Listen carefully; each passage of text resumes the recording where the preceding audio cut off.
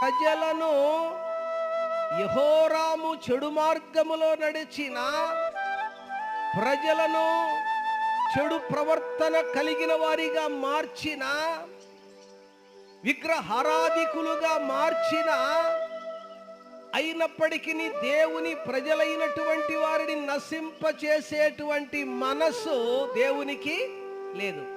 అంటే నశింప చేయుటకు ఇష్టపడని దేవుని మనస్సు. చప్పట్లు కొట్టి మహింపరచండి ప్రభువు నామమున.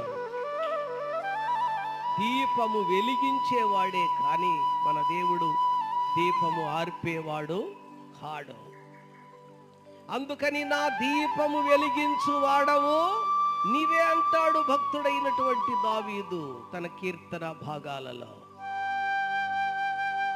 దీపమును వెలిగించేవాడు మన ప్రభువు. అంటే వెలిగించే మనస్సు